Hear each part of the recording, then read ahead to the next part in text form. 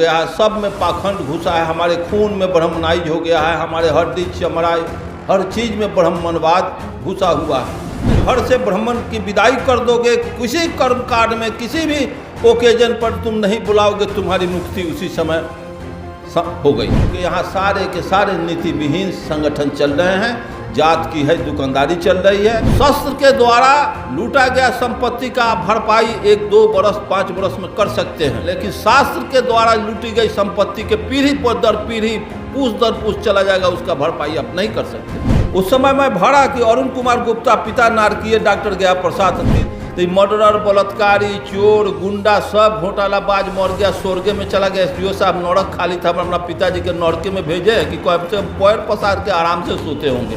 तुलसीदास का हमारा ये बैकवर्ड भरभरा के चेला बन गया, 7 पीढ़ी के गाड़ी भी दिया तो भी उसका चेला बन गया।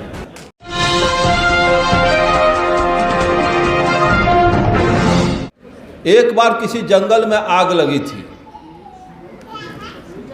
तो बहुत से पशु पक्षी जंगल को छोड़ के भाग रहे थे, तो एक फदगुद्दी चिड़िया को ज्ञान हुआ कि आग लगा हुआ है, सभी लोग भाग रहे हैं, देख रहे हैं, लेकिन इसमें पानी डालने का कोई प्रयास बुझाने का कोई नहीं कर रहा।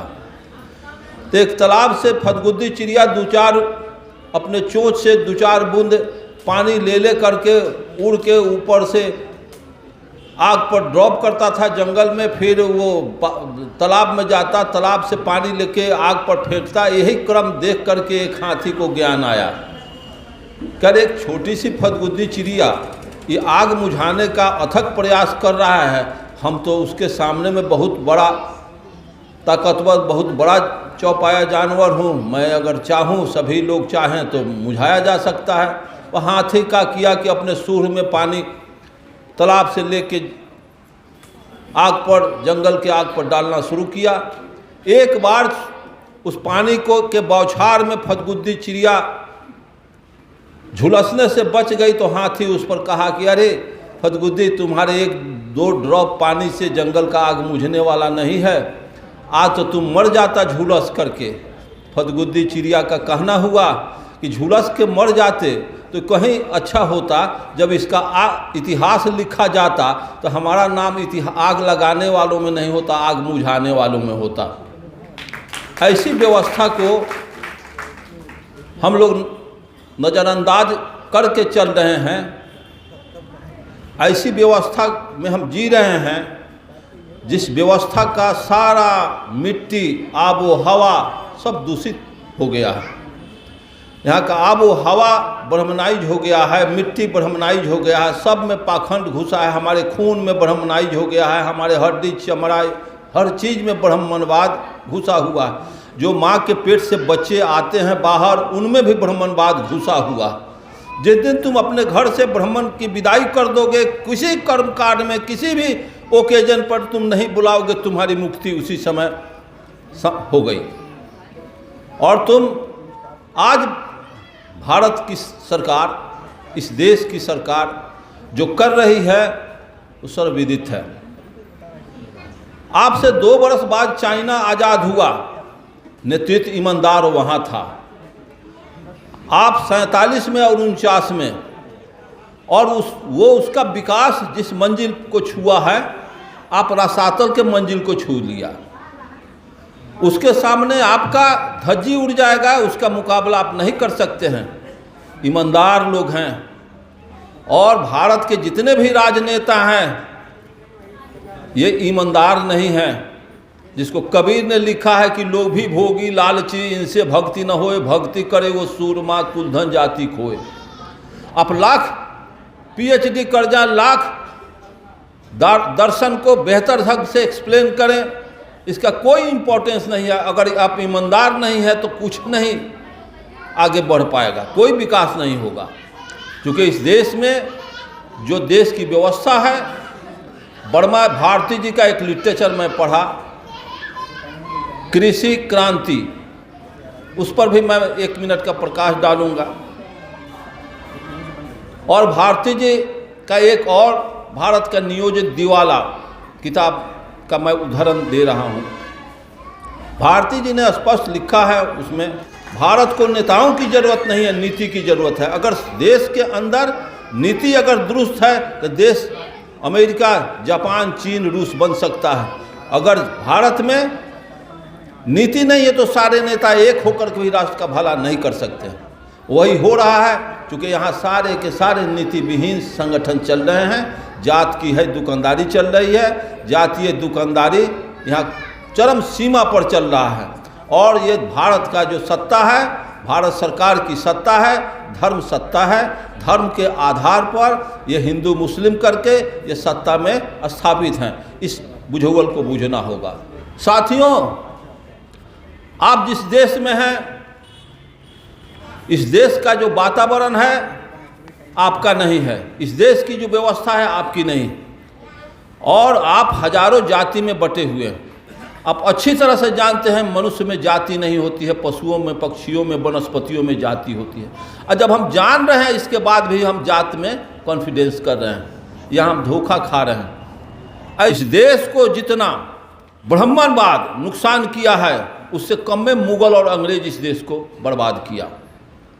अंग्रेज तो कुछ दे के गया। जैसे जहर खाते हो, कोई भी जहर खा लेगा तो एक इंसान का जीवन समाप्त होगा, जो खाएगा उसका जीवन समाप्त हो जाएगा। लेकिन ब्राह्मणवाद का जहर ऐसा जहर है कि आने वाली पीढ़ी, भावी पीढ़ी, आने वाला संतान को भी खा जाता है। बंदूक से लूटा गया संपत्ति को आप 1-2 बरस में, 4-5 बरस में भरपाई कर सकते हैं, लेकिन शस्त्र के द्वारा लूटा गया संपत्ति का भरपाई 1-2 बरस, 5 बरस में कर सकते हैं। कि डाकू आया, AK-56 लेकर के लूट करके चला गया, उसका भरपाई कर लेते हैं। लेकिन शास्त्र के द्वारा लूटी गई संपत्ति के पीढ़ी पर दर पीढ़ी, पूछ दर पूछ चला जाएगा, उसका भरपाई आप नहीं कर सकते हैं। जिस देश का पत्रकार बिका हो, जिस देश का विपक्ष डरा हो, और जिस देश की जनता सोई हुई हो, यही तीनों काफ़ी है देश को रसातल में ले जाने के लिए। फिर इस देश को और किसी चीज़ की ज़रूरत नहीं, चूँकि यहाँ का 90% बैकवर्ड सोया हुआ है। यहाँ के 90% पुरुषार्थ मर गई है, चूँकि मस्तिष्क में तर्कविहीन बातें आ गई हैं। मस्तिष्क में हम जात पात, धर्म, देवी देवता, भूत प्रेत का ये दुनिया भर के पाखंड मस्तिष्क में चला गया है, जिसका हम गुलाम हो गए हैं, जिसके वजह से हम सही और गलत का जजमेंट नहीं कर पाते हैं, सही गलत पर कुछ बोलना नहीं चाहते हैं। अगर आपके पड़ोस में कोई जुर्म हो रहा है तो आप उस जुर्म में अपने घर में आड़ ले लेते हैं, उस घर में हम बोल नहीं पाते हैं, उस जुर्मी के खिलाफ नहीं हम बगावत कर पाते हैं। तो इसके लिए समझ जाइए कि अगला बारी आपकी है। इस देश में कहीं कुछ हो रहा है तो बगावत का बू तक नहीं आ रहा है। सारे लोग बेईमान हो गए हैं, देश का संपूर्ण बैकवर्ड बेईमान हो गया है। सब चाहता है कि हमारे पड़ोस में भगत सिंह पैदा हो, हमारे यहाँ पैदा न हो, हमारे घर में इंजीनियर, डॉक्टर, ओवरसियर, मास्टर पैदा हो। इस तरह की बेईमानी चलेगी? जिस घरे घरे भगत सिंह पैदा हो, जगदेव प्रसाद, रामस्वरूप वर्मा पैदा हो, चौधरी महाराज सिंह भारती, ललई सिंह यादव, इन जैसे महापुरुषों का जब तक आगमन नहीं होगा, इस देश में मौलिक चेंजिंग होने वाला नहीं है। आप दृढ़ संकल्प करें कि अर्जक संघ में इतने लोग हैं, अगला कार्यक्रम अगर निर्धारित किया जाए तो हर आदमी साल भर 6 महीना में अपने जैसा 5 आदमी को बना के ले आवे, 5 आदमी को फिर उसे अगला साल में बनाने का संकल्प लेकर के जाएं, तब न अर्जक संघ का नेटवर्क होगा। जाल के तरह अर्जक संघ एक बस्ती जिला से पूरे देश में उभर जाएगा। और आप 1990 में मैं शोषित समाज से नामनिर्देशन किया। उस समय मैं भाड़ा की अरुण कुमार गुप्ता, पिता नारकीय डॉक्टर गया प्रसाद, 3 दिन के बाद स्क्रूटनी में SDO बुलाए, सभी हम लोग गए। ऐसे SDO कहते हैं कि गुप्ता जी कौन है, उसी समय हमको बुझ गए कि हमारा खारिज होगा। तो वो प्रश्न उठाते हैं कि गुप्ता जी आपका यहाँ ये नारकीय शब्द लिख दिए हैं, थोड़ा गलत है, इसको काट के अपना साइन कर दीजिए। तो मैं कहा कि SDO साहब इसके अलावे और कोई अशुद्धि है? तो नहीं, यही है, एक लाल का है, इसके अलावा नहीं है। अब उसके बाद मैं कहा कि एसडीओ साहब थोड़ा ध्यान देंगे, इस देश में गुंडई करके मर गया, उसके बेटा से पूछो किसके लड़के हो, तो स्वर्गीय फलाना के। मर्डर करके, मर्डरर के लड़का से जो मर्डर करके मर गया समाज में, उसके लड़का से पूछो कि किसके लड़के हो, तो स्वर्गीय फलाना के। घोटालाबाज के लड़का से जाके पूछो कि वो मर गया घोटालाबाज, तो उसके लड़का से तो स्वर्गीय फलाना के। चोर से जाके पूछो किसके लड़के हो, तो स्वर्गीय फलाना के।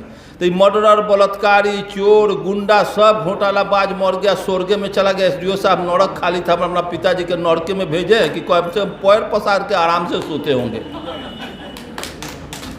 अच्छा ये बतावें एसडीओ साहब कि इस देश जितने लोग मरे, इस देश में वैज्ञानिक अंतरिक्ष में, आकाश गंगा में, निहारिका में सौरमंडल का भ्रमण किया, करोड़ों किलोमीटर अंतरिक्ष के ऊपर जा कर के, और टेलीस्कोप दूरबीन से वो आकाश गंगा निहारिका का सर्वेक्षण किया, देखा, उसको कहीं स्वर्ग नरक का अता पता नहीं मिला। धरती पर बैठल रहे पंडित जी कहलेंगे गाय जाई था, तो वही दोम धैले सदे हम लोगों को जाना चाहिए। ये कहाँ का नरक है, जो गया से वो आया नहीं, फिर आपको पता कैसे है? ज्ञान हमारा चौपट कर दिया। पढ़े लिखे आईएएस आईपीएस करने के बाद, इंजीनियर डॉक्टर करने के बाद, सब बायोलॉजी, केमिस्ट, फिजिक्स पढ़ने के बाद, तो भी उस आदमी में चूँकि बचपन से अपने माँ के, पिता के, दादा दादी के, समाज के अंदर जो विद्या मिला है उसी को वो सत्य मान करके चल रहा है। और आज से हम देखते हैं कि बुद्ध के टाइम से हमको तर्क करना चाहिए कि बुद्ध से लेकर के आज तक, कबीर से लेकर के आज तक, जगदेव बाबू, ललई सिंह यादव तक, रामस्वरूप वर्मा, भारती जी जग, पेरियार, ज्योतिबा फुले, कबीर रैदास, जितने हमारे संत हुए, आदर्श हुए, सारे लोगों में किसी की का जुबान है कि बुद्ध का एक भी अनुयायी कोई सवर्ण बना हो, कबीर का एक भी अनुयायी सभी कोई सवर्ण बना हो या ब्राह्मण बना हो।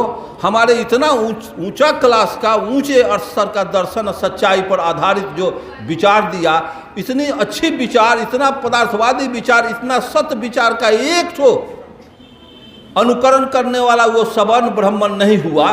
और उसके तुलसीदास का हमारा ये बैकवर्ड भरभरा के चेला बन गया, 7 पीढ़ी के गाड़ी भी दिया तो भी उसका चेला बन गया। के ब्राह्मणों को पता हुआ कि बुद्ध को तो ज्ञान हुआ पीपल के पेड़ तर।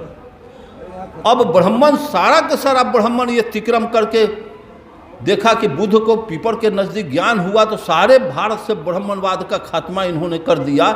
इसीलिए फिर पीपल के नज़दीक वो घंट टंगवा दिया कि शैतान प्रेत आकर पीपल तर बैठेगा, उस पर फिर कोनो कोयरी कुम्हार, गुआर, कानू, कलवार, चमार, दुसाद का कोई नौजवान जाके तपस्या न करे कि ज्ञान हो जाए, और फिर हमारा ब्राह्मणवाद का कबाड़ के फेंक दे।